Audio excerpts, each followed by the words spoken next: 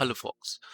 सो बहुत सारे लोग गाइस ये कंप्लेन करते हैं कि सर जब हम मल्टी टाइम फ्रेम एनालिसिस करते हैं या तो वो ट्रेडिंग व्यू में हो या फिर फायर्स में हो, बिकॉज फायर्स टोटली ट्रेडिंग व्यू को डिराइव करता है, उसके सारे फीचर बहुत ही प्रॉपरली फायर्स में दिखते हैं। तो सर यहाँ पे होता क्या है, मैं आपको दिखाने की कोशिश करता हूँ।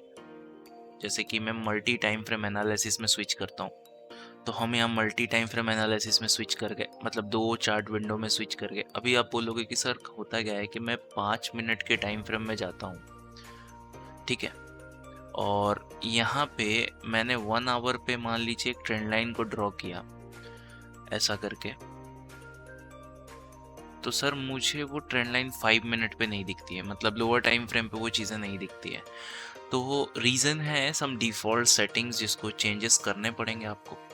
सबसे पहला चेंज यहाँ पे आप फायर्स में इजी है करना, यहाँ पे सिंपली ड्राइंग्स में आप क्लिक कर सकते हो। वही वही अगर मैं बात करूँ अगर यही चीज़ ट्रेडिंग व्यू में करनी है तो इससे हो जाता है। जैसे कि यहाँ पे इस ऑप्शन को जैसे ही आप इनेबल करोगे और देखो जैसे ही आप यहाँ पे ड्राइंग्स करते हो, ये देखो ऐसे करके, तो ये चीज़ें आपको लोअर और हायर टाइम फ्रेम में दिखने लगेंगे। जैसे लोअर टाइम फ्रेम में कुछ ड्रॉ करोगे तो वैसा कुछ आपको हायर टाइम फ्रेम में भी दिखेगा। और सेम चीज़ों को आप यहाँ से भी इनेबल कर सकते हो, जो मैंने यहाँ से किया। यहाँ से डिसेबल करोगे तो डिसेबल हो जाएगा और यहाँ से इनेबल करोगे तो इनेबल हो जाएगा। दोनों सेम ही चीज़ें। ट्रेडिंग व्यू में अलग से ऐसा कुछ नहीं मिलता, फायर्स में मिलता है। तो जैसे कि जब मैं मल्टी टाइम फ्रेम एनालिसिस करता हूँ, जैसे कि बैंक निफ्टी हो गया, तो मुझे क्या रहता है, मुझे लोअर टाइम फ्रेम पे भी उन चीज़ों को मिलाना रहता है। जैसे कि मान लीजिए मैं कोई फिबोनाची ड्रॉ करता हूँ, कोई फिबोनाची टूल को ड्रॉ लेता हूँ और मैंने लोअर टाइम फ्रेम पे वो फिबोनाची को ड्रॉ किया। एग्जाम्पल के लिए मान लीजिए ऐसे करके एक फिबोनाची टूल को मैंने ड्रॉ किया, तो मैंने सही से ड्रॉ किया या नहीं किया उसको मैं देखना चाहता हूँ। जैसे कि कोई बंदा यहाँ से ड्रॉ करता है इस स्विंग से, इस स्विंग पर, लेकिन अब वो जैसे ही आप उसको हायर टाइम फ्रेम में देखोगे, जैसे कि 15 मिनट के चार्ट में देखोगे, तो आपको बहुत ही क्लियरली दिखेगा कि that Fibonacci doesn't make sense.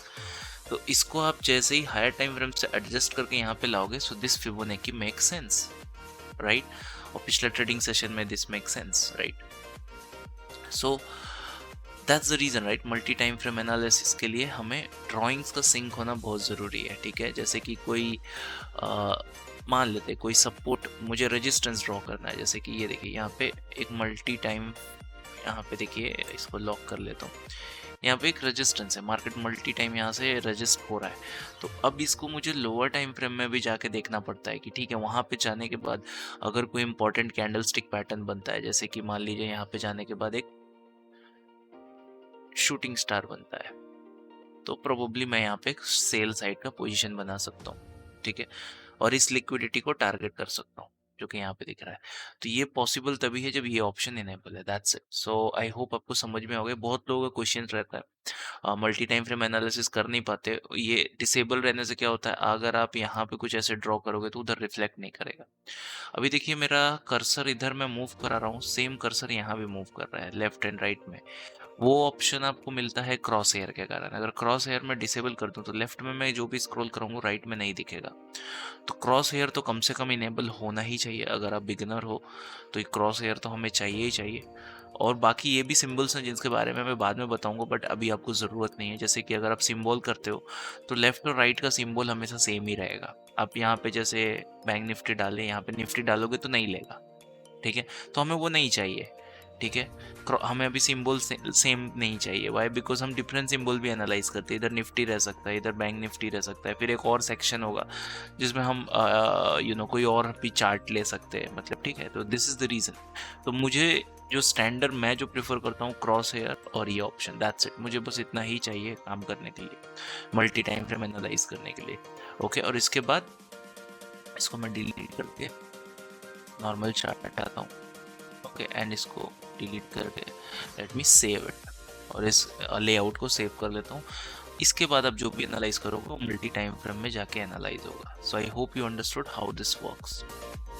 और अगर आपको ये वीडियो इन्फॉर्मेटिव रहता है तो आप प्राइस एक्शन मॉन्क को सब्सक्राइब कर सकते हो, राइट। एंड अगर कोई भी क्वेश्चन एंड क्वेरी है तो आप डायरेक्टली हमें मेल कर सकते हो support@priceactionmonk.com पे।